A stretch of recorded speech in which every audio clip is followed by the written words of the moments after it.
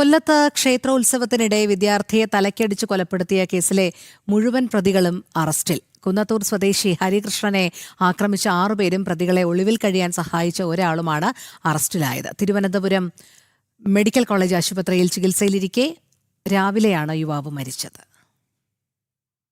ഞായറാഴ്ച രാത്രിയാണ് കുന്നത്തൂർ സ്വദേശിയായ 18-കാരൻ ഹരികൃഷ്ണനെ ഒരു സംഘം ക്രൂരമായി ആക്രമിച്ചത്.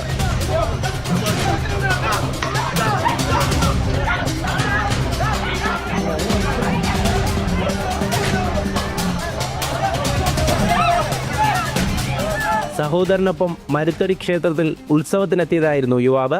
ഘോഷയാത്രയ്ക്കിടെ മദ്യലഹരിയിലായിരുന്ന സംഘം ഹരികൃഷ്ണനെ അസഭ്യം പറഞ്ഞു. പിന്നാലെ തർക്കമുണ്ടായി. ഹരികൃഷ്ണനെയും സഹോദരനെയും കൂടെയുണ്ടായിരുന്ന ആളെയും ഇവർ മർദ്ദിച്ചു. ക്രൂരമായ ആക്രമണത്തിൽ തലക്കടിയേറ്റ യുവാവ് തിരുവനന്തപുരം മെഡിക്കൽ കോളേജ് ആശുപത്രിയിൽ ചികിത്സയിലിരിക്കെ ഇന്ന് മരിച്ചു. കേസിൽ 7 പ്രതികളെ ശക്തികുളങ്ങര പോലീസ് അറസ്റ്റ് ചെയ്തു. 10 അംഗ പ്രത്യേക സംഘം രൂപീകരിച്ചായിരുന്നു പോലീസിന്റെ അന്വേഷണം. മരുത്തടി സ്വദേശികളായ വിമൽ രാജ്, സനിൽകുമാർ, രതീഷ്, സുനിൽകുമാർ, ഷമിൽ രാജ്, ഷിബിൻ, പ്രതികളെ ഒളിവിൽ കഴിയാൻ സഹായിച്ച പുനലൂർ സ്വദേശി സുനിൽ എന്നിവരാണ് അറസ്റ്റിലായത്. പോളിടെക്നിക് വിദ്യാർത്ഥിയാണ് മരിച്ച ഹരികൃഷ്ണൻ. നാളെ കുന്നത്തൂരിലെ വീട്ടിൽ സംസ്കാരം നടക്കും.